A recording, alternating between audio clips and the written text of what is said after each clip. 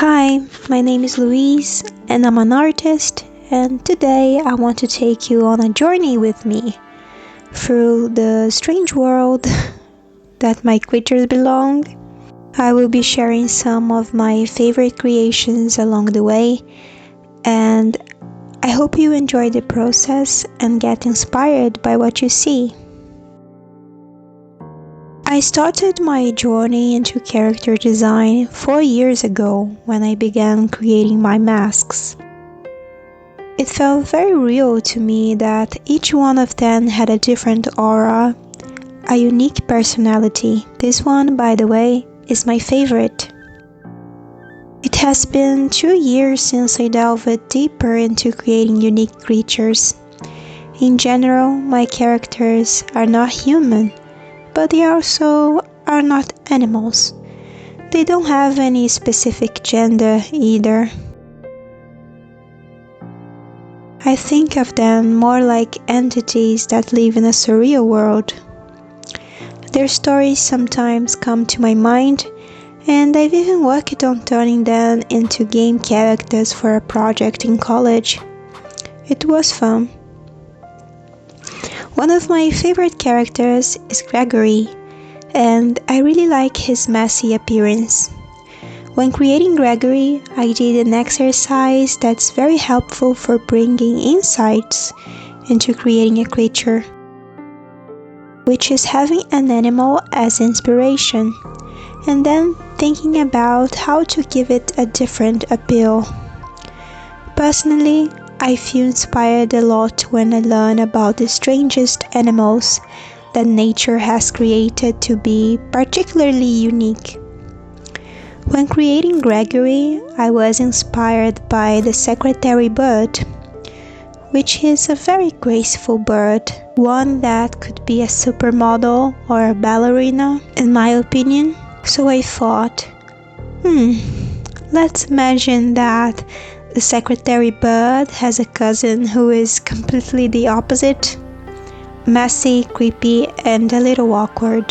Everyone tells me that Gregory reminds them of owls, but only a few recognize his secretary bird's roots. Another thing that happens sometimes with my characters is the resemblance to owls, and that's because I really like owls.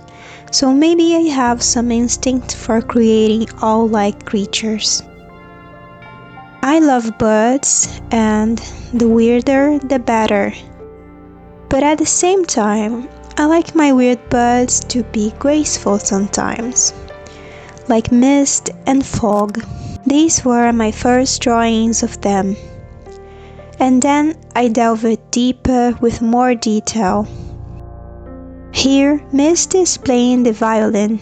In this one, Mist looks a little sad. And here, they are together, dancing. Here, Mist is very contemplative, holding a flower. I love the experience of drawing my characters several times. It seems to me that in the process, I get to know them better. I think many artists are able to easily tell stories about their characters. Well, I don't find it easy at all. Most of the time they are mysterious to me.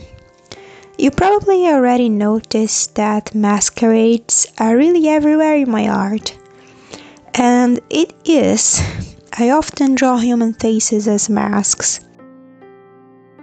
I also love creating creatures inspired by plants, especially trees like the ancient tree and many others. These are the plantastic friends. And this is Ladyland. This is Little Flutterwood. I've created a sculpture of this one right here. The butterfly in his belly is a real butterfly, and the light turns on like this. It's one of my most complex sculptures.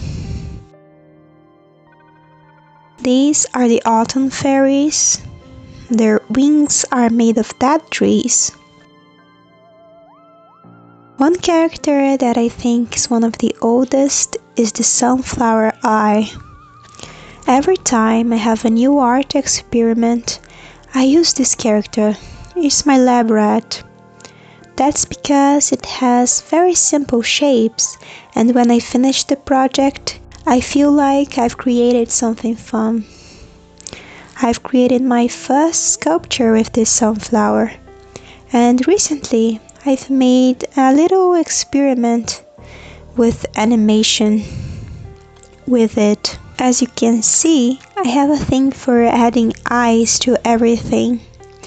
So that's Oraculus. I've already drawn Oraculus several times, and soon it will become a sculpture. I don't know when, those things just happen. Anyways, thank you for joining me in this video. Also, I love hearing from you.